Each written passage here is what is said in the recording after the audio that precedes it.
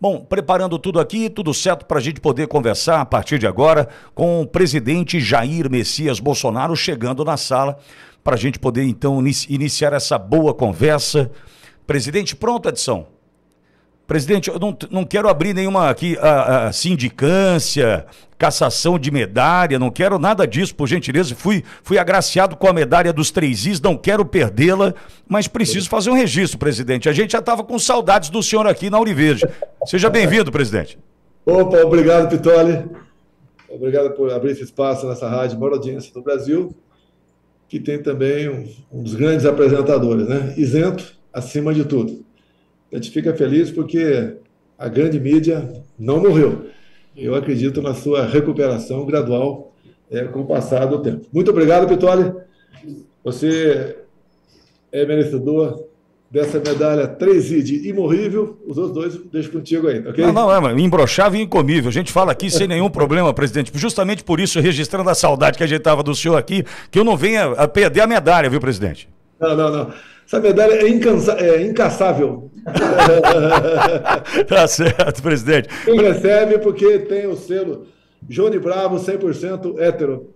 Tá certo, presidente. Uma honra tê-lo aqui. Presidente, sei que o senhor está bem acompanhado aí, tá com o Zuco, tá aí perto também? Tá todo mundo aí contigo, presidente? O Zuco, tem um deputado estadual também, o Catani, lá de Mato Grosso. O Fábio também, prefeito de... Itabaporã, vice-prefeito. Vice na Pitaná, está aqui consumindo oxigênio na nossa sala aqui. Itabaporã.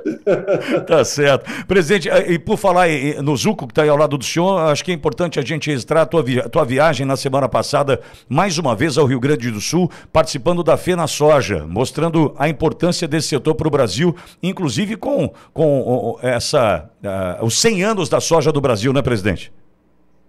Olha, isso tudo basicamente começou nos anos 70, né, com Alice Paulinelli, onde ele foi escolhido pelo presidente, eu acho que era o Médici ou Gásio naquela época, e ele foi para fora do Brasil, com jovens engenheiros, buscar novas tecnologias, Europa, Estados Unidos e até no Japão. E voltaram para cá e descobriram aqui o nosso Planalto Central, né, o Cerradão por aqui. Aqui a terra naquela época não valia nada. E a soja foi uma das grandes coisas colocada aqui, mas nasceu aí na gauchada, né? A nossa soja tradicional. Então, eu sou muito querido pelo agro, fico muito feliz com isso. Até o deputado Catani aqui de Mato Grosso me convidar para conversar com produtores rurais lá de Mato Grosso. Daqui a algumas semanas vou marcar uma ida lá. Porque o que ficou na memória deles comigo é uma lembrança de bons tempos, né? De tratamento realmente digno a esse setor que mexe, é responsável por aproximadamente 1/3 do nosso produto interno bruto. Além das questões de segurança, além das questões de abrir novas fronteiras para pudéssemos comercializar o produto do campo. E foi a época que todo mundo mais ganhou dinheiro, apesar da pandemia, apesar da guerra. Alguns falam que foi só certos setores. Não, até os mais humildes ganharam. Você pode ver, quando nós criamos o PIX em novembro de 2020, nós tiramos das mãos dos banqueiros quase 30 bilhões por ano que eles faturavam com essas taxas, né? Que era DOC, era TED, esses serviços todos. E hoje em dia, se você dá uma gulgada aí, por dia, são mais de 200 milhões de movimentações. Tá? E por dia também, na casa dos 100 bilhões de reais são movimentados. Dinheiro jogado para um lado para outro. E deixo claro, conosco lá atrás não teve qualquer taxa. Hoje em dia, a pessoa jurídica está pagando alguma taxa. E, obviamente, esse governo, como é um governo que está preocupado apenas em arrecadar, né? Arrecadar até de morte, hein, Pitoli? Acredite se quiser.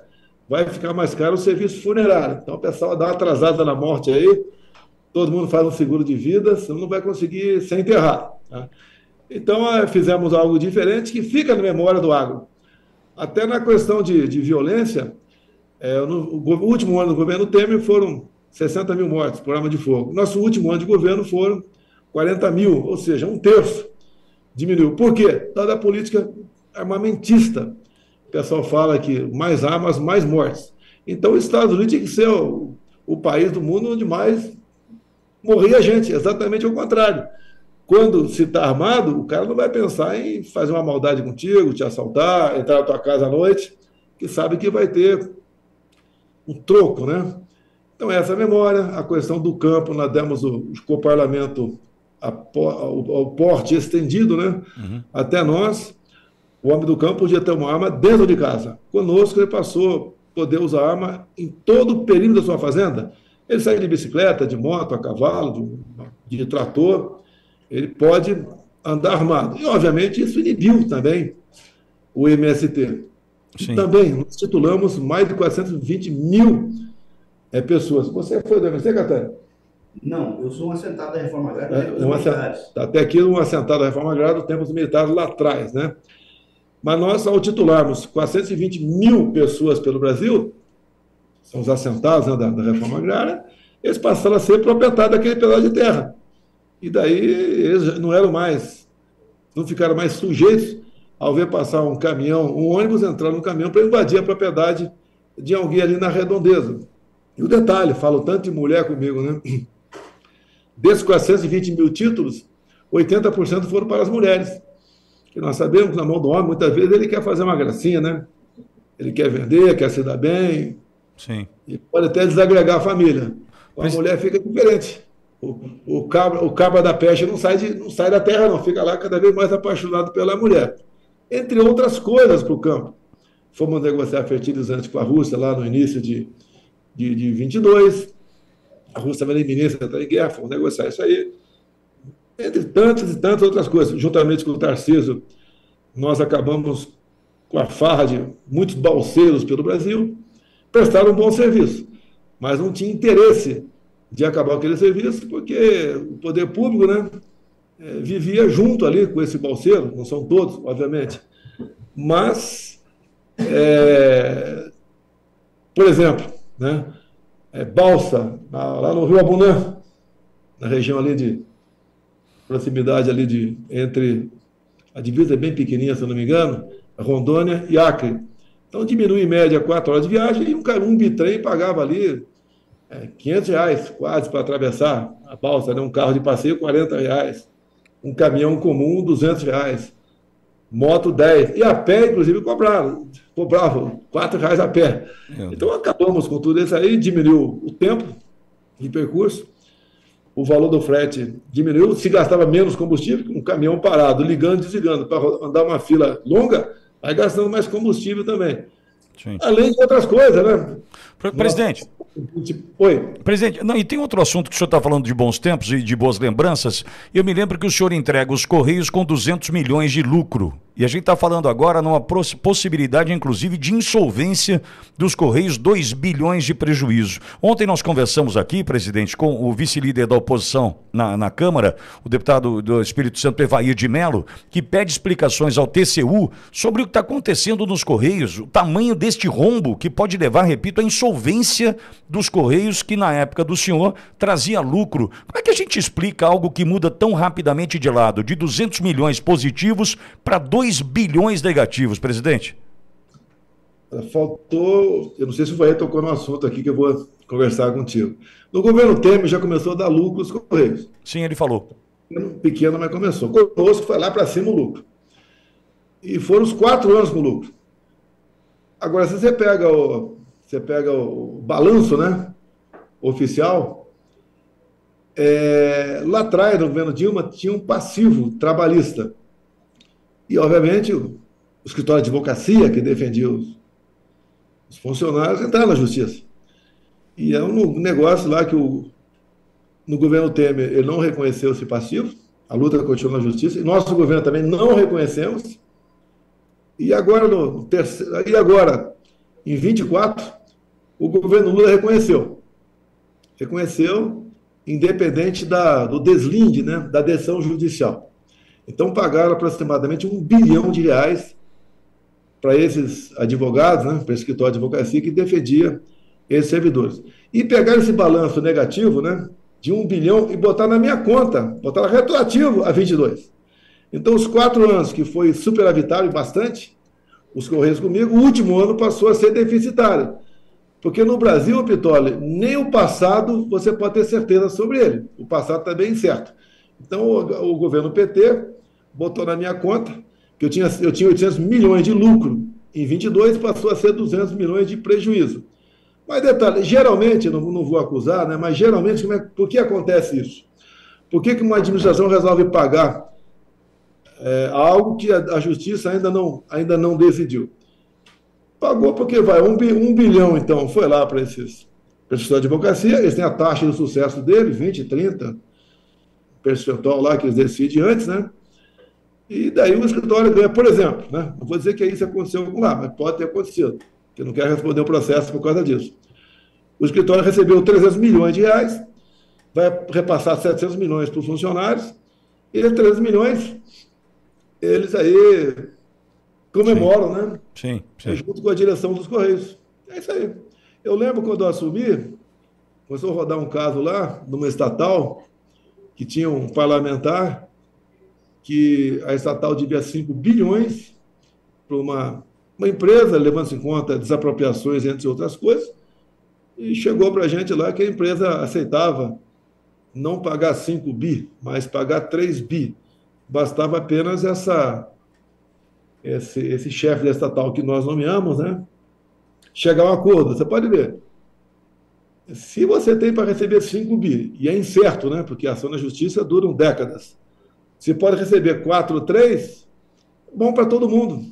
Não entramos nessa e continua, pelo que eu acompanho na estatal até o momento, essa questão aí em aberto. Se, porventura, essa estatal for negociar esse montante bilionário, deu para vocês o nome, inclusive, do parlamentar que foi lá na presidência, né, tratar desse assunto aí.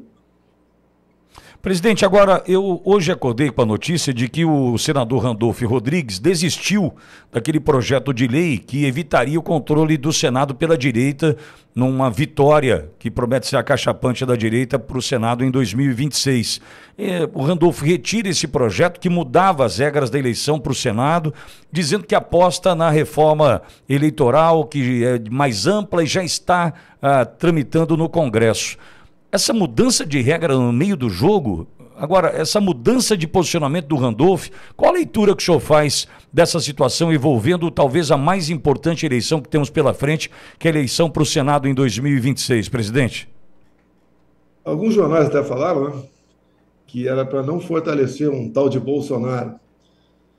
Bem, eu não mando no parlamento, não mando em votos de ninguém, nem dos meus filhos não mando no voto deles. Quem dirá do Zuco que está na minha frente aqui. A gente conversa. Obviamente, o Zuco está na minha frente, é um possível candidato ao Senado para 26.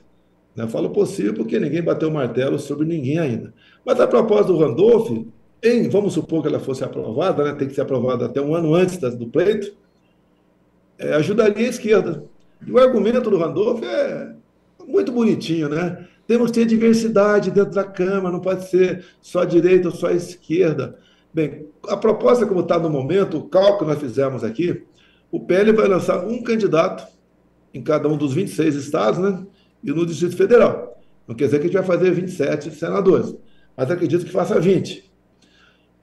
O outro candidato pode ser até do PL, mas a ideia nossa Rio Grande do Sul, por exemplo, conversar com o PP, entre outros partidos aí, o candidato deles, com chance. E a forma como está no momento, com 2 votos, a gente faz os 2 nossos no Rio Grande do Sul. Da forma como está propondo o Randolph, uma vaga seria nossa, outra vaga seria do PT. Ele quer mudar a regra porque a regra atual não o favorece. Então, tenho certeza aqui, conversei com muito pouca gente, a chance de passar é 0, para não falar negativo. Tá? Até porque tudo que vem de certas pessoas, Randolph, entre outros parlamentares, você tem que ser contrário. Eu, nos meus 28 anos de parlamentar, como é que eu decidia meu voto? Quem é o autor do projeto? É do PT? É do PCdoB? É do PSOL? Estou contra. Ou é de tal partido? Estou contra. Em 99% das vezes. Não é sempre que de vez em quando eles erram, né? Quando eles erram, eles acertam. Então, nunca errei meu voto. É igual a reforma tributária que está agora em andamento aqui. Tenho conversado com vários parlamentares. Tem que ser contra. É inconcebível o governo continuar gastando e dizendo que é investimento. É a mesma coisa que está nos ouvindo aqui. Já gastar em investimento, o seu João que está nos ouvindo, está ruim de dinheiro, faz um empréstimo no banco ou junto ao agiota e depois gasta. O mês que vem vai de novo e gasta. Não é assim. Você não pode gastar mais do que você arrecada. É o governo está fazendo. A reforma tributária do governo, que aproximadamente 80% do PL foi contrário, né? Os 20% restantes, quase todos foram do Nordeste. A política econômica do Haddad eu apelidei de menos vacas, mais leite, achando que é só cobrar que paga. Nós começamos a fazer, obviamente com o Paulo Guedes, uma reforma tributária inteligente, reduzindo a carga tributária. E, logicamente, todos nós ficamos meio apavorados naquele momento. Mas estava vivendo pós-pandemia, uma guerra pela frente. Zeramos, por exemplo, com o parlamento, não foi na canetada como a Dilma fez lá atrás, zeramos impostos federais do diesel, gasolina, etanol, gás de cozinha, e começamos a arrecadar mais. E quando você aumenta muito a carga tributária, o empresariado, né, o empreendedor, tem duas alternativas: quebrar ou sonegar. E as duas são ruins para todo mundo. Então, demos exemplo lá atrás de uma boa reforma tributária. Reduzimos, por exemplo, 1/3 o IPI de 4.000 produtos e preservamos a Zona Franca de Manaus. É um problema a Zona Franca de Manaus? Para muita gente para nós não é problema, é solução. E eu sempre digo, né, a região amazônica são quase aproximadamente 25 milhões de pessoas que não pode ficar isolada. Lá, mais da metade do estado do Amazonas tem a reserva indígena. Quem tem uma pequena propriedade lá, uma fazenda grande que é difícil, 80% é preservação ambiental. Até 2019, por exemplo, tinha um decreto presidencial que era proibido plantar cana-de-açúcar no estado do Amazonas. Revogamos esse decreto. Levei a pancada de alguns ambientalistas, né, dizendo que eu queria transformar a floresta amazônica em canavial, mas fomos vencendo esse momento. Tinha previsto nisso meu governo 500 vagas para o IBAMA, concurso. Falei, não vai ter concurso para o IBAMA. Acertamos com o ministro, reduzimos o percentual de multagem no campo em 80%.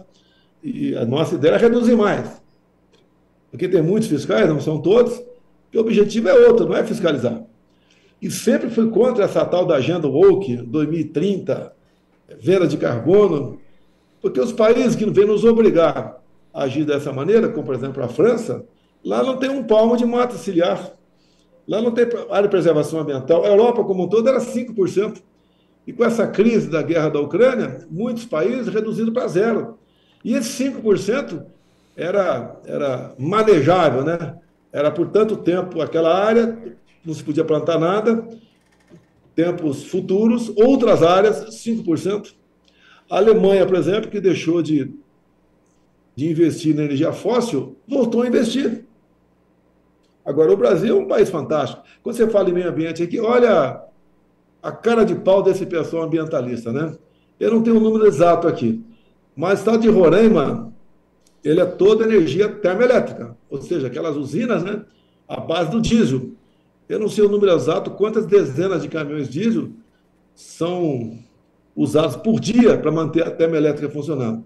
E nós não conseguimos, nosso governo, não conseguimos fazer o tal do linhão de Tucuruí. Era um linhão que via lá de Manaus para Boa Vista. E o linhão corria ao lado da rodovia. E você não tinha licença para isso. Porque, obviamente, o interesse de quem ganha dinheiro na termoelétrica lá em Roraima. A questão ambiental também jogava pesado no tocante a isso daí. Inclusive, até preocupado em falar, né? No início de 2019, nós convocamos o Conselho da Defesa da República para decretar o estado de defesa na região, para a gente poder fazer o linhão. Que não é apenas ONGs, entre os interesses, até o Ministério Público. Até o IP trabalhava contra, o que não é incomum, né, isso acontecer pelo Brasil. Bem, resolvemos não levar avante a questão do estado de defesa para aquela área, que é um remédio constitucional, e depois conseguimos, então, por outras vias, né, dar o início da construção do União de Tucuruí. Tive lá, inclusive, por ocasião da pedra fundamental. Não sei qual vai ser o ritmo do trabalho nesse governo, se bem é uma obra que é dinheiro privado. Vamos ver como é que fica. Mas você pode ver, a questão ambiental cai por terra. O pessoal que defende o meio ambiente do Brasil devia ser o primeiro interessado a fazer o linhão para você não queimar dezenas de caminhões, né, tanque de diesel por dia. Mas é muita hipocrisia, né, presidente? Muita hipocrisia. Hipocrisia esses caras. Então, nem um pouco, ver essa menina Thunberg, como é que é? A Greta? Greta, que sinuca de bico que ela está agora, para explicar aí as baboseiras que você sempre falou e defende no momento. Sim. Mas a gente vai criando uma consciência no Brasil. Até para ver, escritório, dar uma de pastor aqui, ou de padre, né? É. Que a gente falar, tem uma passagem bíblica que diz, por falta de conhecimento, meu povo pereceu. O povo tem que ir tomando conhecimento. Por exemplo, chegou para mim, não de forma oficial ainda, mas é um estudo feito pelo Senado americano sobre vacinas. Não pedi ontem, foi um colega meu num cartório aqui para fazer a tradução juramentada, né? Não tive o valor que vai ser cobrado, mas que é um prazo de 2 meses, é muito tempo. Eu quero assim, isso no máximo em 15 dias para divulgar para nós aqui um trabalho do Congresso americano bem diferente daquela CPI do circo lá no Senado sobre a Covid, onde eu era atacado o tempo todo chamado de genocida. O que está escrito em inglês, eu não falo inglês, mas conversando com quem conhece, é algo de cair para trás o relatório do parlamento americano, que, levando-se em conta a credibilidade deles e o nosso aqui, não tem comparação. Lá você pode acreditar. Aqui foi um circo. Aquelas pessoas sem cultura nenhuma, chamando todo mundo de negacionista, terraplanista, né? Sim. E vacina salva. Mas, presidente... A economia te vê depois, etc. E lá nos Estados Unidos foi exatamente diferente a conclusão dessa comissão lá.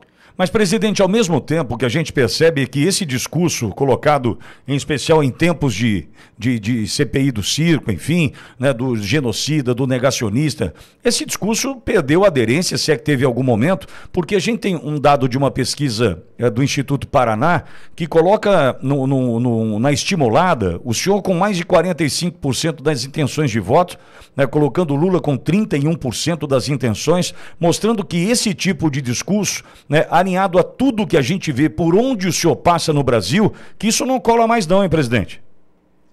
Não cola mais, é uma persistência nossa muito grande. Nós não cedemos essas pressões enormes, né, de racista, fascista, homofóbico, xenófobo, o tempo todo escrotizando contigo, né? Que eu matei 300 mil no Brasil. Inclusive, nesse relatório, eu não quero falar aqui agora, porque eu acho que nem eu nem você queremos problemas, né? Ela fala do tratamento alternativo para a Covid. Por coincidência, as duas coisas que a gente falava lá atrás. Sim. Como é que o Bolsonaro sabia disso? O Bolsonaro leu. Ligava para a África subsaariana. Por que os africanos não estão morrendo? Se ele tem um IDH lá embaixo. Um sul-africano com peso de 50 quilos é musculoso em alguns países, né? Por que, por exemplo, um militar com o mesmo poder aquisitivo de um civil na Amazônia, tinha menos mortes do lado militar, porque ele tomava algo preventivo para a malária. Lá na África, tomava algo preventivo para a cegueira dos rios. Tá? É igual você falava, né? Muitos remédios são descobertos por acaso, até o próprio Viagra, por acaso, o Tadalafila, né, princípio ativo. É igual na Guerra da Coreia, na Guerra do Pacífico. Não tinha mais quem doasse sangue, chegava o soldado ferido, ele ia morrer. Então o cara falou, tem que meter alguma coisa na veia do cara aí. Pô. Daí o nego tocou água de coco mais novo um pouquinho, com menos potássio, e os caras sobreviveram. Se fosse esperar a comprovação científica, os caras tinham morrido. E aqui, tiraram a autonomia do médico. A Justiça e o Senado brasileiro tiraram a autonomia do médico. Inclusive teve um senador lá da região amazônica que apresentou um projeto condenando a 3 anos de cadeia, no mínimo, quem, porventura, receitasse um medicamento sem comprovação científica. Ou seja, o chazinho, a vovó que fazia o chazinho para o netinho, ia pegar 3 anos de cadeia. Que não é para Covid, é para toda coisa. Inclusive, outro dia, né? Só para não tocar mais nesse assunto, eu vou falar. Por exemplo, quando eu estou com um problema bravo de estômago, o que eu tomo? Alguém sabe o nome do remédio? Eu tomo Coca-Cola, o estômago é meu e me dou bem, ponto final. Quero papo, tá? E fico feliz da vida. E assim como cada um tem o seu remédio alternativo, dado o problema que ele tem. E a vovó é a pessoa mais recomendada para isso, né? E a vovó ia começar com 3 anos de cadeia. Ia para Papuda, igual as vovozinhas foram agora, condenada a 17 anos de cadeia, porque estava de verde e amarelo na esplanada dos ministérios. Mas, presidente, agora, se esse discurso não vai colar mais, como a pesquisa mostra e a gente percebe por onde o senhor passa, vem novas narrativas, né? Agora tem essa questão da casa em Angra, né? Que estão tentando colar no senhor mais um escândalo, né? Lavagem de dinheiro. E o senhor está tentando mostrar a cada incursão do Globo que isso não passa de mais uma mentira. Eles vão tentar ir por esse caminho agora, presidente? Vamos lá, eu sofri busca e apreensão na minha casa aqui em Brasília, numa casa que eu tenho na Barra da Tijuca, outra casa que eu tenho na Vila História de Mambucaba, essa do problema aqui agora, e aqui na sede do PL. O objetivo é te constranger. Olha, a Polícia Federal foi na casa do cara. Não acharam dinheiro nenhum, né? E não tem nem por que achar, porque tem que ter uma origem a princípio, né, de onde ele poderia ter pego. Bem, por que eu fiz a reforma lá em Angra? Lá? Aquela casa lá, ela começou a funcionar em 96. Entrou no imposto de renda. Valor, R$ 98.500. E toda vez que você declara imposto de renda, você não pode mexer nesse valor, a não ser que você comprove uma obra. Então, como nunca foi feita obra, 96 para cá, está mais de 25, 26 anos, e eu resolvi fazer uma obra agora. E daí eu tinha quase que fazer a casa novamente, né?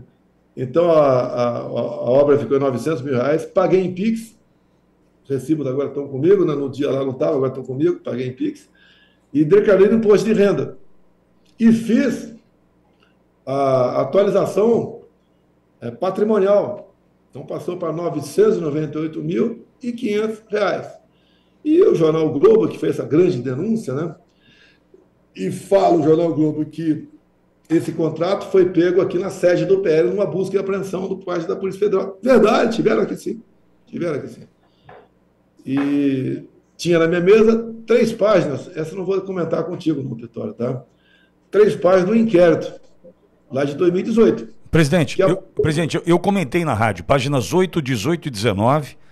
Eu não vou comentar contigo, porque eu posso a Polícia Federal bater na minha porta daqui a pouco. Então, eu pedi para os parlamentares, para o órgão de imprensa, via Lei de Acesso a Informações, pegar esse documento.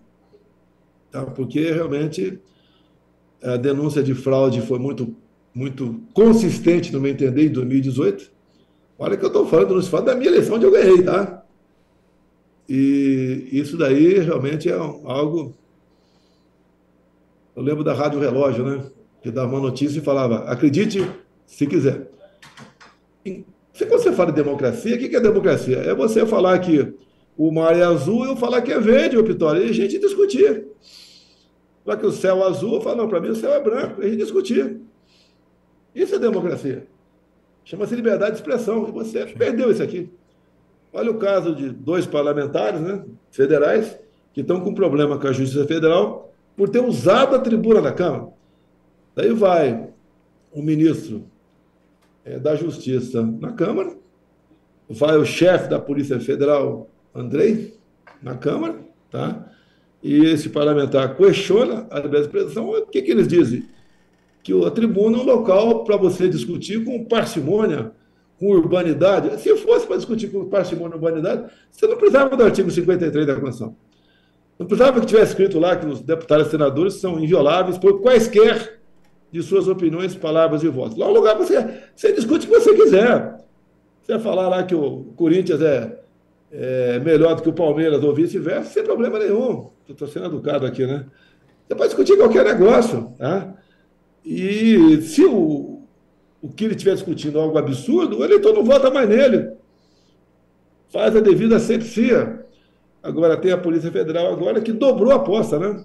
Dobrou a aposta e levou avante a possibilidade de processar esse parlamentar, porque teria ofendido a honra de um tal de Fábio Schor, que é o chefe lá das investigações. É um cara que devia trabalhar numa novela, na novela sobre ficção, sei lá o que for, tendo em vista as 800 páginas de denúncia que ele fez a meu respeito. Não liga Lé com Cré, é um trabalho realmente para atender o seu chefe, até porque isso aí a gente comprova nos áudios que a Folha de São Paulo vazou do juiz Vieira, conversando com o tal de Tagliaferro, lá do TSE, dizendo, o Vieira dizendo, né? Olha, o ministro quer que você carregue mais um 4.2. Olha, o ministro quer que você faça o relatório dessa forma, não daquela forma. Olha, o ministro fica bravo, hein? É bom você fazer que ele fica bravo com a gente, hein? Olha, o ministro quer o Eduardo Bolsonaro. Imagina se no áudio desse, de quem trabalhou comigo, teve na presidência, falasse que tal pessoa queria tal pessoa. Para ele seria execução, querer seria matar. Querer o Eduardo seria matar. Tá certo? E isso tudo, né? Num país onde tivesse uma mediana democracia, seria anulado esses processos todos. Sim. Inclusive, não é tocante à minha pessoa, não, tocante aos demais militares aí que são acusados de um golpe, de querer matar, sequestrar para envenenar. Isso nem novela mexicana tem esse assunto. Vamos sequestrar alguém para envenenar. E, poxa, então é sem comentário. Presidente, e aí vem Donald Trump e fala sobre o Capitólio, 6 de janeiro, e o que ele vai decidir sobre isso, mostrando que há possibilidade de corrigir essas rotas. A volta de Trump já propõe isso, inclusive de olho também em processo eleitoral, como aconteceu na Venezuela agora e o que pode acontecer no Brasil, né, presidente? Vamos lá. Há poucos dias o Biden, presidente dos Estados Unidos, anistiou seu filho, né, em 9 ações criminais. Não vou entrar em detalhes sobre isso daí. E o Trump, que ainda não assumiu, criticou essa anistia pro filho do Biden e perguntou, e como é que fica o pessoal de 6 de janeiro de 21, que foi o Capitólio? A recado que o Trump dá é bastante claro, que talvez no primeiro dia dele, dia 20, ele já assine uma anistia para o pessoal do Capitólio, que é semelhante ao que aconteceu aqui no Brasil. É semelhante. Aqui ninguém tem dúvida mais do que aconteceu. As imagens de um cara sozinho quebrando o Congresso, quebrando lá o Palácio do Planalto, tá? E depois o pessoal veio atrás, resolveram fazer turismo lá dentro e quem estava com a camisa verde e amarela foi condenado. E esses que quebraram, você não tem notícia de nenhum deles. Onde está, inclusive, eu não sei aqui, onde está a nossa querida Priscila, né? O seu marido. A gente só queria saber onde está, mais nada. Porque ela estava ali, né, falando no telefone, na imagem com alguém, né? Missão dada é missão cumprida. Copiou o Benedito, o ministro lá do TSE, que no dia da diplomação abaixa ali para Alexandre de Moraes e fala missão dada é missão cumprida. Está na cara que a missão dada é missão cumprida foi eleger o Lula. Ninguém tem dúvida disso. Imagina se eu tivesse o mesmo poder do Alexandre de Moraes de vir inquérito, via PET e começar a investigar. Ia pegar o ministro Benedito e quebrar o sigilo dele, quem sabe prendê-lo para ele confessar alguma coisa, né? Já fazer uma delação premiada, assina aqui que eu te libero. Pegar o próprio Alexandre de Moraes, o que é isso aqui, ó? O que é isso aqui? Que se um de nós faz isso aqui é matar alguém. E ele faz é o quê? Cortar o pescoço de quem? Executar quem?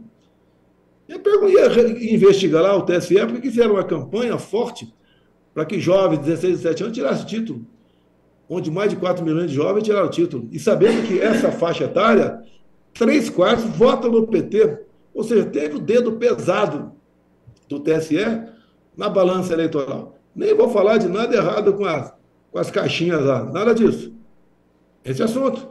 Eu não podia botar no ar uma imagem do Lula defendendo aborto, do Lula defendendo roubar celular para tomar cervejinha, do Lula ao lado de ditadores, de quase todo mundo. Eu queria botar a imagem do Lula em 2009, ele em Teherã, defendendo que Ahmadinejad, presidente do Irã, enriquecesse urânio acima de 20%. É o percentual que permite você a fazer a bomba atômica.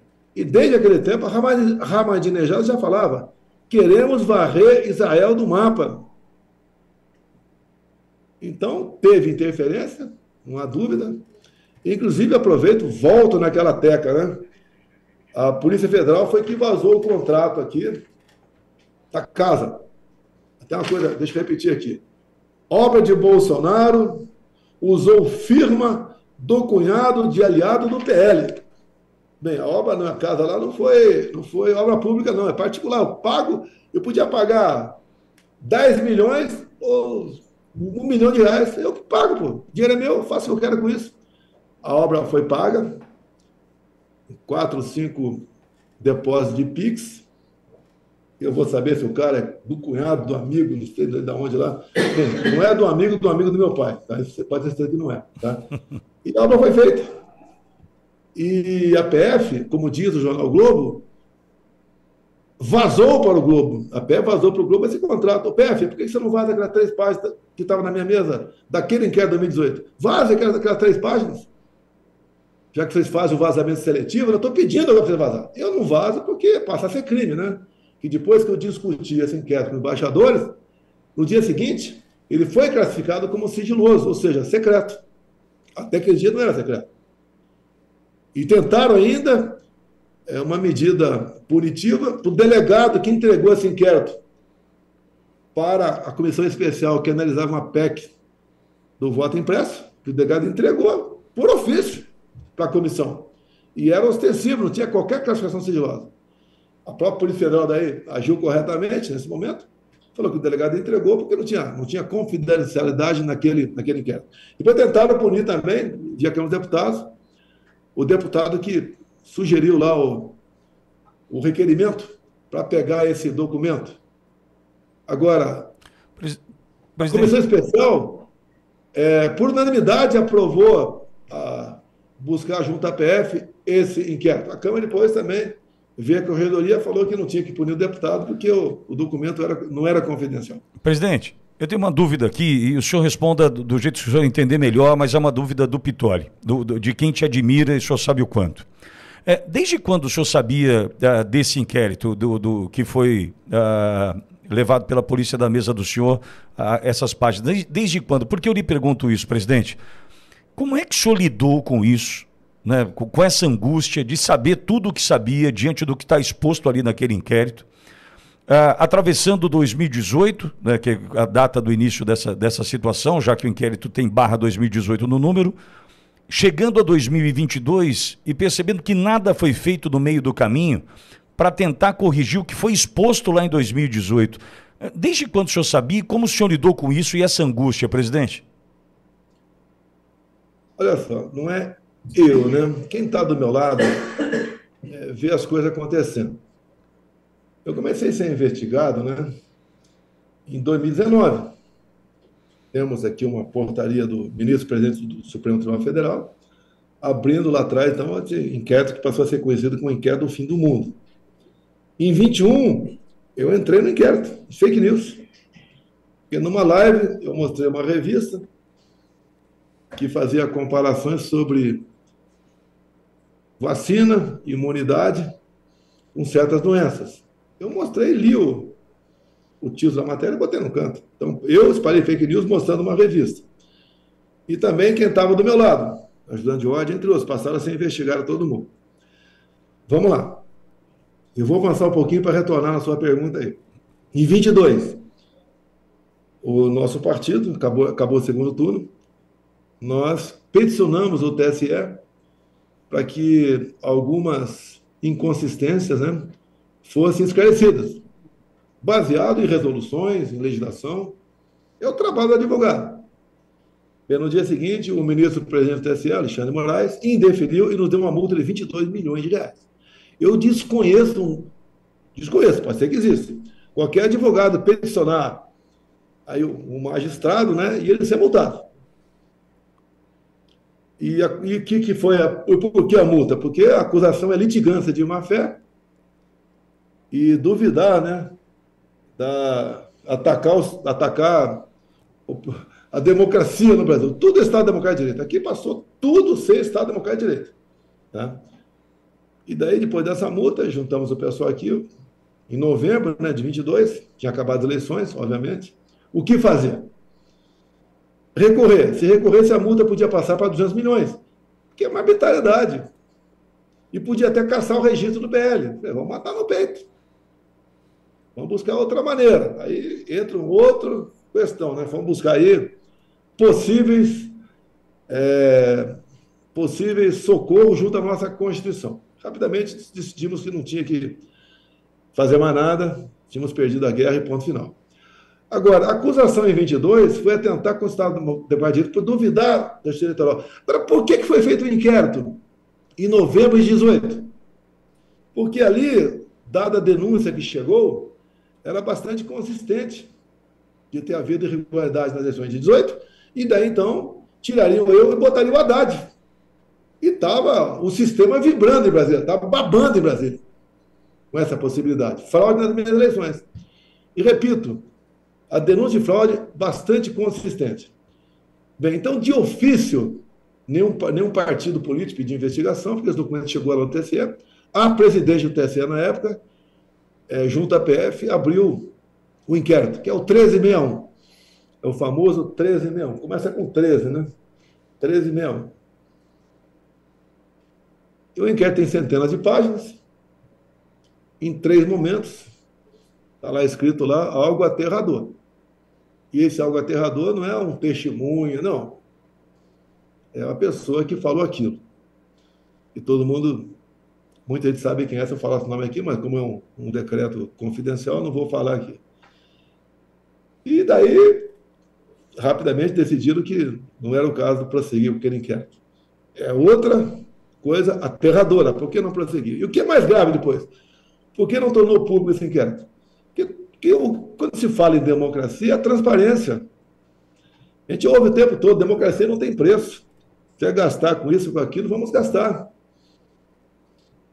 E daí, esse inquérito, tomei conhecimento dele, por ocasião da discussão da proposta de emenda constitucional que tratava do voto impresso, que era a proposta da deputada Bia Kicis, aqui de Brasília. O relator, se não me engano, era o Felipe Barros, do Paraná. Tá? Eu tomei conhecimento lá. E quando tomei conhecimento lá, eu comecei a se interessar mais com o que estava acontecendo. E daí teve uma reunião, em meados de 22, do ministro Fachin, que presidiu o TSE, com embaixadores. Deixo claro que essa política externa é privativa do presidente da República. Ele podia até fazê-la, mas teria que entrar em contato conosco. Eu sei que os poderes são independentes, mas teria que entrar em contato conosco. Fez a reunião e terminou essa reunião dizendo aproximadamente o seguinte: senhores embaixadores, então logo o TSE anuncia o resultado das eleições, os seus respectivos chefes de Estado devem reconhecer imediatamente o ganhador das mesmas. Não vou concluir. Quem tem um mínimo de inteligência vê o que aconteceu. Bem, vendo aquilo, 2 meses depois, é política minha, eu não convoquei, eu convidei os embaixadores a participar dessa reunião comigo. Convidei, inclusive, o senhor ministro Fachin, que era o presidente do TSE. Ele não foi. E eu mostrei para os embaixadores esse inquérito, que eu tinha estudado com mais profundidade. No dia seguinte, o inquérito foi classificado como confidencial, ou seja, secreto. Aqui nós temos o país dos inquéritos e das PET secretas. Tudo é secreto aqui. Até porque você pode mudar a página de 1 ano atrás, 2 anos atrás, 5 anos atrás. Você pode chamar o delator de novo para conversar contigo, para acertar lá e mexer. Você pode ver, nessa denúncia da PF agora, que foi lá para o Alexandre Moraes, que ele encaminhou 5 dias depois para o Ministério Público, não está ali a delação premiada ou a colaboração do ajudante de ordem. Que, no meu entender, não fez nada de errado, enquanto esteve ao meu lado, bem como os demais militares, não vejo nada de errado, à luz da legislação brasileira. Então, aí está realmente o que aconteceu. Eu tenho pedido para o parlamentar, chegou o Mário Frias, agora de São Paulo, na minha frente aqui, pedi para vários parlamentares, tenho pedido para a imprensa, pedi oficialmente, via lei, né, Lei de Acesso à Informação, esse inquérito. A gente botar um ponto final nisso. Pacifica o Brasil. É ou não é? Aquela história preto no branco, né? Sim. E vamos em frente. Presidente, agora o senhor, essa esticada de corda que continua, dentre essas agora tem um pedido para acabar com o partido onde o senhor está, que é o PL. O senhor entende que essa corda tem como ser esticada ainda mais, por exemplo, encerrando as atividades ou caçando um partido como o PL, presidente? Quem entrou com a ação foi o Janones, né? Um conhecido parlamentar aqui. A mentira acima de tudo, né? E ele está com a OAB vencida, né? Então ele cometeu um crime de falsidade ideológica. Esse Janones é protegido por alguns poderosos aqui em Brasília, por isso que nada vai contra ele aqui. Brasília Ele que me acusou de ser pedófilo lá atrás, a acusação de pedofilia é a mais escrota que existe. Me acusou de pedofilia lá atrás, durante o processo eleitoral. A gente não consegue fazer nada contra o cara. É blindado, completamente blindado. Tá? Porque essas acusações todas vai botando gente contra a gente. Não basta você mostrar que a obra de Mambucaba está tudo legal. Não basta. Que alguém sempre fala, opa, vira mexe, alguém fala, opa, o ladrão de joia está aí. Apesar da lei dizer que a joia personalíssima é minha, uma lei de 91, apesar de uma nova súmula do TCU agora, dizer que o relógio do Lula é dele, logicamente os meus são meus, reforço isso aí. O cara falsificou o cartão de vacina, você pode ver. Essa denúncia foi lá atrás. O Procurador-Geral da República tinha dúvida do que é PF. A PF não é a PF, essa parte da PF é um trabalho sujo, né? Sujo. Né? Vai chegar o dia deles, né? Fábio Shoa, vai chegar seu dia de uma justiça de verdade, você pagar pelos seus crimes que está cometendo aí. E daí o procurador aciona a Polícia Federal, a PF aciona o Serviço de Imigração dos Estados Unidos, né? Se eu usei em algum momento algum cartão de vacina. A resposta foi negativa. Se o PGR tinha dúvida se eu tinha usado ou não, porque eu não queria apresentar denúncia ao Supremo, né? Sem base sólida, não tem mais nada que falar sobre a vacina. Então, essas questões todas sempre ficam. É igual a questão da Val do Açaí, lá de Mambucaba, lá também, né? Essa senhora trabalhava comigo, sim. Você pode empregar pessoas comissionadas dentro do estado teu ou aqui do Distrito Federal. Eu não posso, um cara do Rio, botar um gaúcho que mora aí em Pelotas, por exemplo, não sei aonde, para trabalhar aqui. Não dá. Agora, pode. E ela fazer um trabalho simples, ganhava salário mínimo mais alimentação. E o dia que a imprensa teve lá, que deu aquele escândalo, ela estava trabalhando na lojinha de açaí, que não fatura um salário mínimo por mês. Estava na lojinha de açaí, sim. Aí você pega o boletim administrativo da Câmara, ela estava de férias naquele período. Não adianta você falar isso aí, que os caras não dão bola, continuam batendo. E parece que o Jornal Globo acabou, não quer mais tocar nesse assunto, né? Não quer mais tocar nesse assunto. Eu tenho falado sempre, né? Não é desafiar, não. Para o bem da democracia, para o bem da verdade, eu estou à disposição da TV Globo para 2, 3 horas ao vivo, discutimos o assunto que vocês bem entenderem dentro de uma humanidade. Sim. Você vai botar a equipe de jornalistas de vocês, né? Mira Leitão, etc. Pode levar para lá também ó, o Fábio Shoa, se quiser, para reforçar a equipe, o Andrei. E eu vou sozinho, nem com o meu advogado eu vou. E vamos discutir em alto nível tudo isso. Joia, leite condensado, assassinato de carpas, baleia, discutir tudo isso aí. Mas eu queria 30 minutos para falar de Brasil, para falar um pouquinho desses acordos, desses 37 acordos, né, ou memorandos que o Lula fez com o Xi Jinping da China. Até eu botei no meu X ontem, divulguei. É só a ementazinha, as certas preocupações da China para conosco. O Xi Jinping não veio aqui ver o sítio do Pica-Pau Amarelo. Vem fazer negócio. Sem dúvida. Por exemplo, é importante isso aqui, como o Macron teve há 2 meses aqui na Amazônia, ao lado do Lula, daí condecorou o Macron lá, aquele sorriso lindo dele, condecorou lá o Raoni com a maior comenda e fez um acordinho de urânio. Por que ele fez acordinho de urânio? Porque um país da África subsaariana, houve um golpe de Estado lá, tanque na rua, etc., né? E o cara que assumiu falou, ó, não tem mais urânio daqui para a França. E 70% da energia nuclear da França vinha lá desse país. Talvez, tem um parlamentar aqui da Paraíba, eu pedi para ele entrar com requerimento de informações, para ver se não entrou lá nesse negócio a mina de Santa Quitéria. Deixo claro, para alguns falar abobrinha, né, que houve que falar abobrinha por aí, que a lavra, o comércio, etc., desses metais como urânio, é privativo, é monopólio da União. Então, nós estamos reforçando agora que se você vai ter a tua empresa, Pitoli, e pega urânio de algum lugar, sem problema nenhum. Só que você é obrigado a vender para a IRB, uma empresa brasileira que trata uma estatal que trata desse assunto. Agora, essa IRB fez algum acordo com o Xi Jinping? Fez com o Macron algum acordo? Então, pedir para esse parlamentar agora, porque tudo é demorado, você não consegue. Se tem uma cláusula de confidencialidade nisso tudo. Porque o que o Lula fez foi abrir mão da nossa soberania. Tem certas coisas que só você tem que valorizar, pô. O preço é nosso. ele se colocou de forma subserviente à China e à França e arranjou um problema com os Estados Unidos. Quando você falou da posse agora, a data da posse das eleições venezuelanas é agora dia 10 de janeiro, antes da posse do Trump. O que eu sei que circula nos Estados Unidos, vou dizer que vai acontecer isso aí, né? Eu sei. O Trump tem seus problemas lá para resolver, mas ele faz exalar liberdade, né? As suas palavras, seu posicionamento.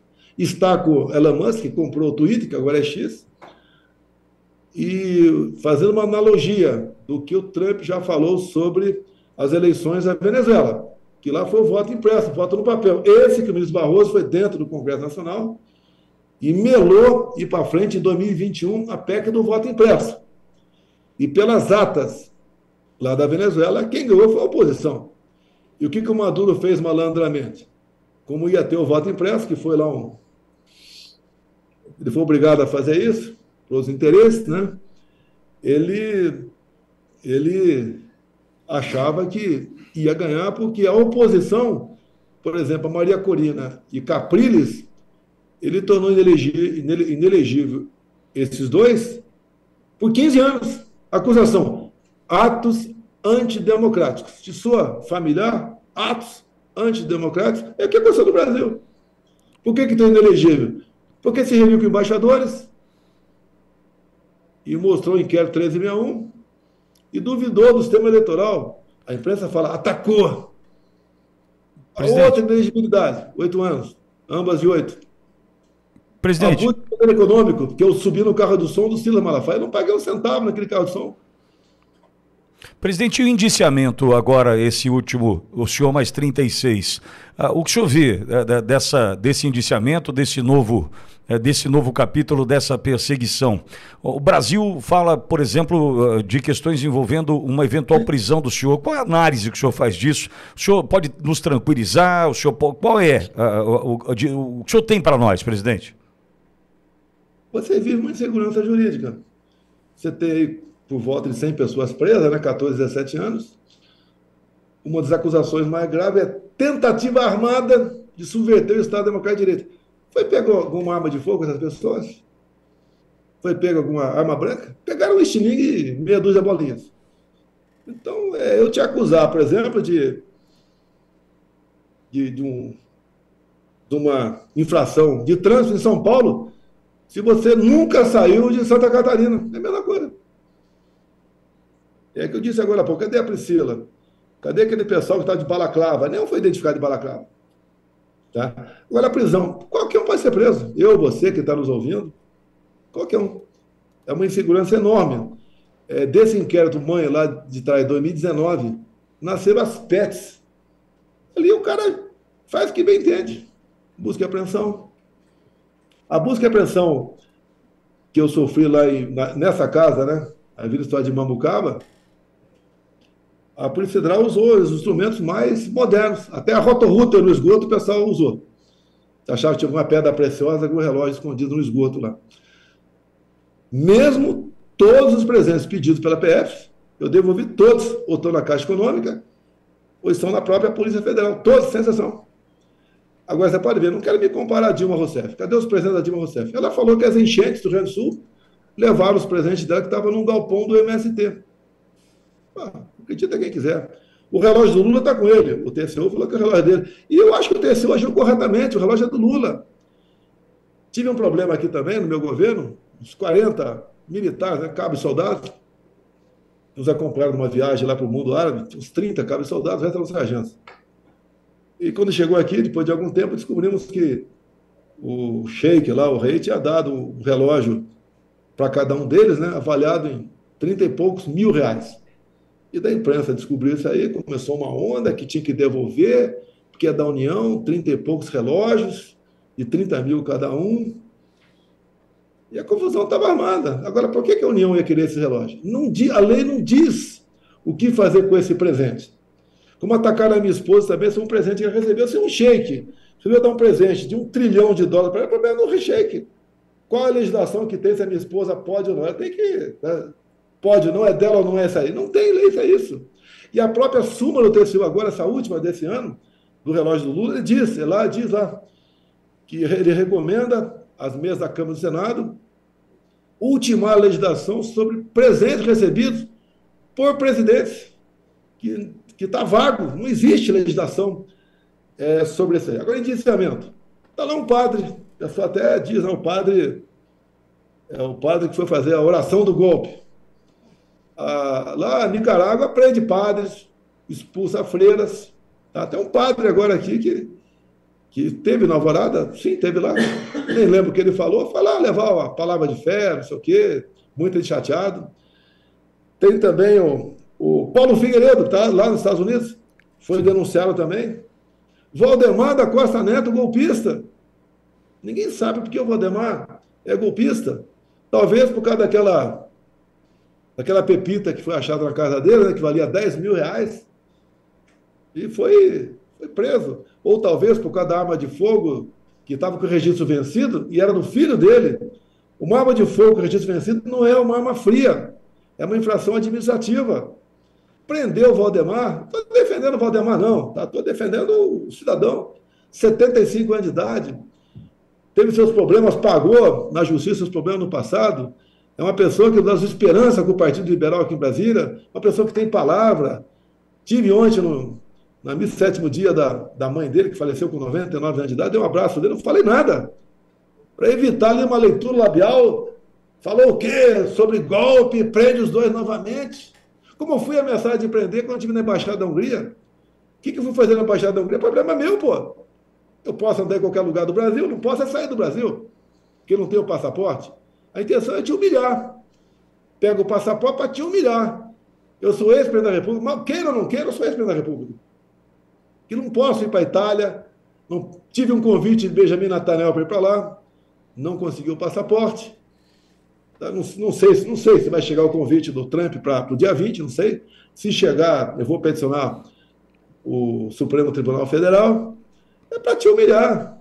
Como, por exemplo, aqui, como alguns haviam fugido para a Argentina, fugido não é pedido asilo da Argentina, que foge que é bandido, eles não são bandidos. Pediram asilo na Argentina, o ministro Alexandre Moraes mandou prender quem estava com tornozeleira aqui em Brasília. É para evitar a fuga. Não foi julgado. Você pegar a legislação, o prazo da preventiva acabou, nem tinha motivo para a preventiva. Eu ganhei para o meu caso. Eu não me enquadro em preventiva. Ele queria dar o golpe usando o artigo estado de sítio. Canse de falar. O que é estado de sítio? Está previsto na Constituição. Sim. Está previsto estado de defesa, intervenção federal. O artigo 142, qualquer um chefe dos 3 poderes pode utilizá-lo. É dispositivo constitucional. Não foi usado. Não foi convocado conselho de nada. Não foi mandada uma mensagem para o parlamento. Não teve ninguém na rua. O próprio comandante do Exército, em depoimento, né? O depoimento, as perguntas da PF são todas para te botar numa situação constrangedora o tempo todo. E o golpe do ex-presidente? Faltou. O comandante fala, olha, ninguém falou em golpe. Às vezes que tive com ele foi para tratar, como ele disse lá, né? Foi para tratar hipóteses de dispositivos constitucionais. Hipóteses. Eu não posso discutir agora, como eu discuti, por exemplo, em 2019, estado de defesa, com o Alcolumbre e com o Maia, e mais algumas pessoas dos Conselhos da Defesa da República, sobre o Leão de Tucuruí. Isso aqui... Agora, quem errou? É quem multou. Sim. O meu advogado de R$22 milhões. Ele fechou a porta da discussão. E deixou claro, além de litigância de má-fé, quem duvida das eleições está tentando constar democracia de direito. Agora, o TSE duvidou em 2018, que nasceu o inquérito 1361. PF, já que vocês vazaram. A Globo é que falou que vocês vazaram. A matéria da Globo diz que vocês vazaram para o federal, a PF aqui de Brasília, não é do Brasil todo, não, vazou o contrato da obra. Vazem as 3 páginas do inquérito. Ou você não tem culhão? Presidente. Brincadeira aí. Presidente. Subserviente. E a gente tem lutado aqui e ouvido o senhor falar sobre estar elegível em 2026 e é por essa pauta que a gente tem lutado aqui todos os dias, porque a injustiça é tamanha que não há outro caminho a não ser lhe devolver a possibilidade de disputar a eleição de 2026. Juntamente com isso, presidente, a gente tem o cuidado de estar lutando pelo PL 943 de 2022, que trata do voto impresso e da contagem pública. Porque na minha defesa aqui eu entendo que o senhor tem que estar elegível, entretanto o processo precisa ser aprimorado. Ninguém está, por conta da censura, duvidando de 2022 que eles nos proíbem disso, ou questionando sequer. Nós estamos olhando para frente e pedindo o processo aprimorado, a exemplo do que aconteceu na Venezuela. O senhor entende que é uma pauta que nós precisamos de fato defender, presidente, até para finalizar a conversa, tendo o senhor elegível e tendo o processo aprimorado dessa maneira, essa tem que ser a nossa pauta daqui para frente, presidente? O que o senhor elege como principal pauta para o povo brasileiro hoje? Ô Pistola, eu não sei pesar o ano correto, né? Mas essa briga por um voto auditável começou com o Leonel Brizola, lá no Rio de Janeiro. A tal da fraude da Proconsult. Depois, lutaram por voto impresso. O Carlos Lupe, que é atual presidente aí do PDT, que entrou com ação contra mim, tá? Ele defende o voto impresso, entrou com ação porque eu defendi o voto impresso. Tá? Entre tantos e tantos outros parlamentares. Eu entrei nessa briga para valer em 2012. Ao longo desse tempo todo, enquanto parlamentar, eu aprovei uma emendinha minha, eu tenho um vídeo aqui, inclusive, do Rodrigo Maia me elogiando. Ele era o relator dessa reforma eleitoral. O presidente era Eduardo Cunha e o Rodrigo Maia, na tribuna da Câmara, tá? Me elogiou por ter aprovado aí a questão do voto impresso. Esse elogio foi por causa da derrubada do veto, que a Dilma vetou, nós derrubamos o veto, e por ironia, né, até o PT votou para derrubar o veto. O que o PT faz? Ele é contra. Quando ele vê que vai perder, para não pegar mal, ele muda de lado. Tá? Foi dessa forma realmente aquela votação.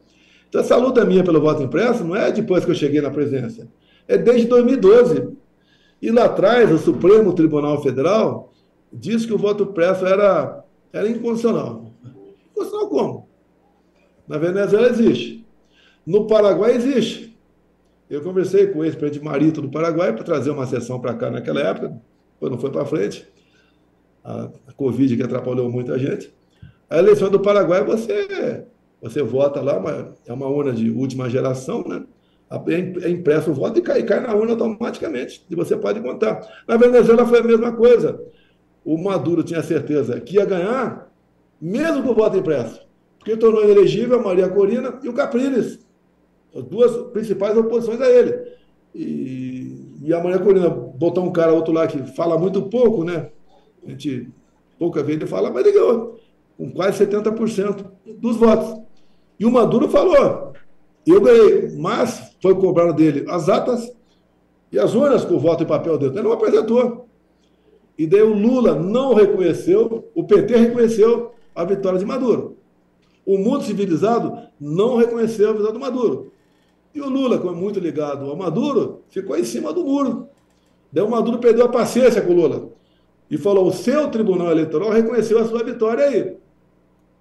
O meu tribunal aqui reconheceu como sendo minha. Eu vou contar. É o que ele falou. Não sei o que ele vai contar. É o que ele falou. E nós queremos a democracia. Ganha quem tem mais voto e ponto final. No meu tempo lá atrás, enquanto parlamentar, a votação para caçar parlamentar era um papel. Tem lá o voto eletrônico, mas desde aquele episódio lá atrás, no Senado, que houve fraude no painel de votação, deu uma confusão enorme lá. O presidente era o velho ACM, né? As votações complicadas ali, o parlamentar quer o voto no papel. Tá? Não é duvidar, é ter certeza. Nada como ter certeza. Você pode ver, teve agora uma audiência pública, não sei se foi na Câmara ou no Senado, estava presente o Cássio Nunes, é um ministro indicado por mim no Supremo.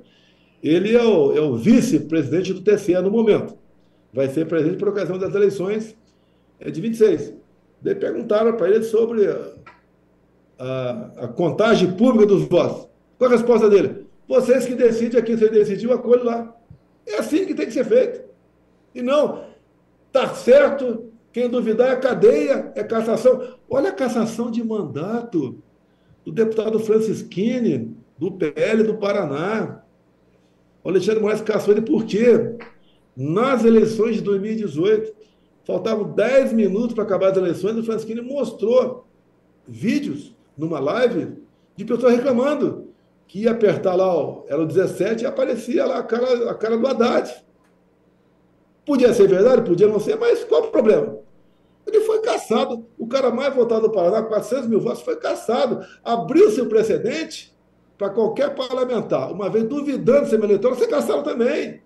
Amedrontou todo mundo. Isso é democracia? O que é Estado Democrático de Direito? É você seguir. Presidente. Aqui, seguir as leis. E ponto final. Presidente, e a gente sabe que essa luta é nossa. O senhor está aí, está liderando isso sem dúvida alguma, desde sempre, com a tua coragem, com a tua honestidade, mas a luta é nossa. E o brasileiro que se incomoda com isso tem que lutar. Não dá para... e Bolsonaro precisa fazer alguma coisa. Não, o Bolsonaro está fazendo pela gente há quanto tempo?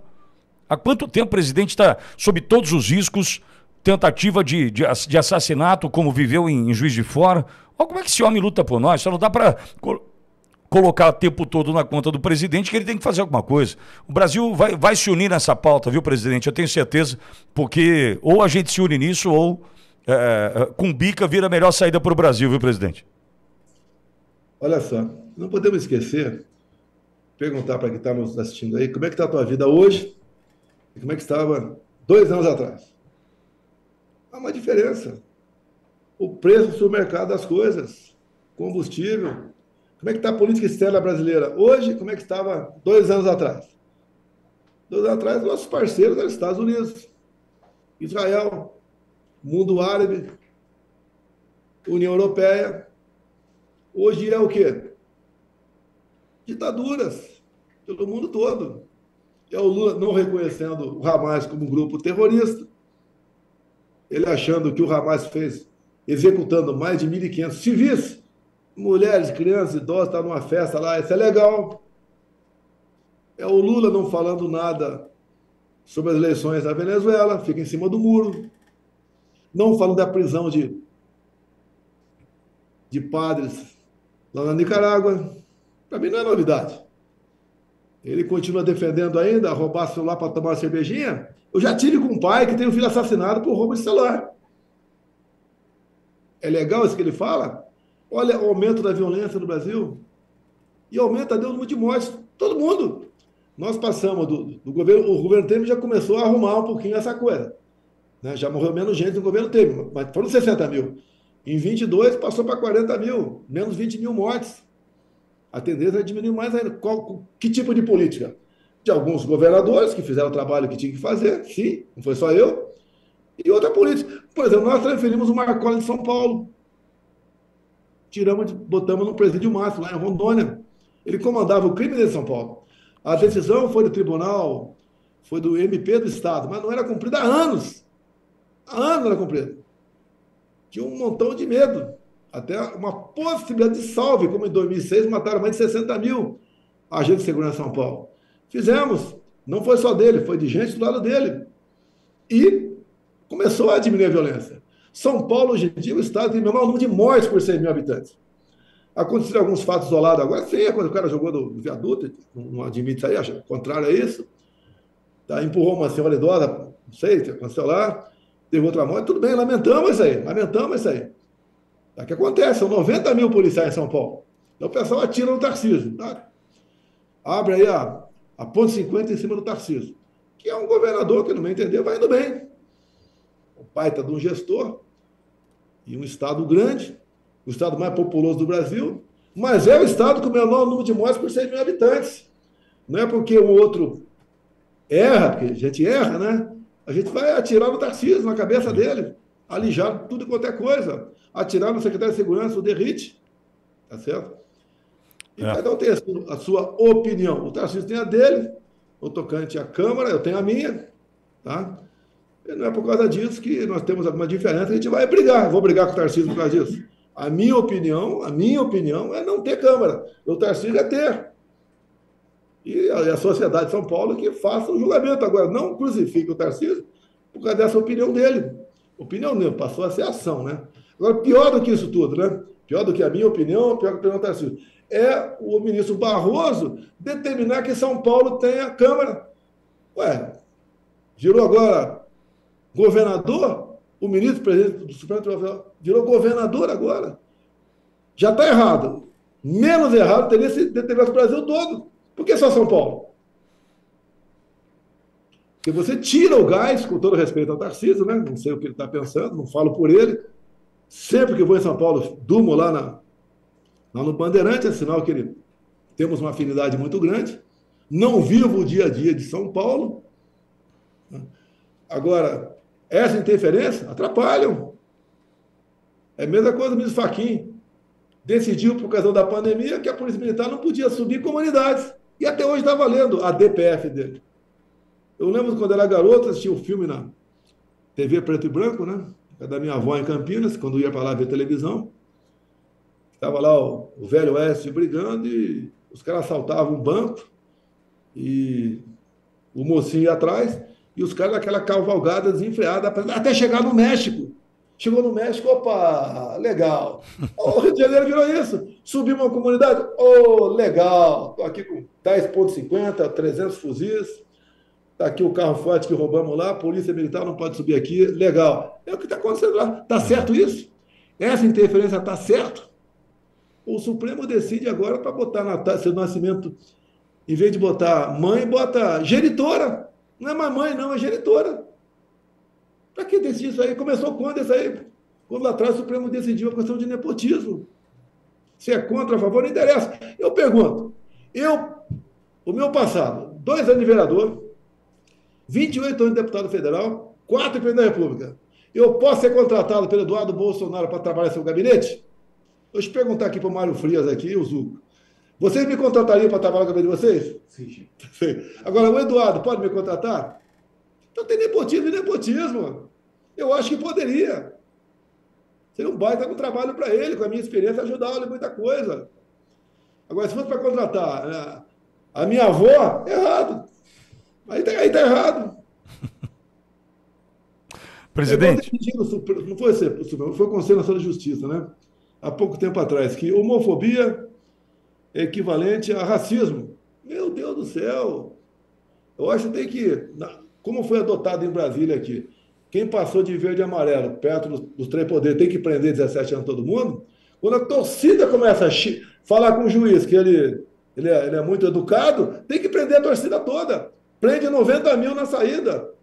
Já que racismo e homofobia é a mesma coisa, prende, usando a jurisprudência aqui para condenar o pessoal do Rio de Janeiro, prende os 90 mil.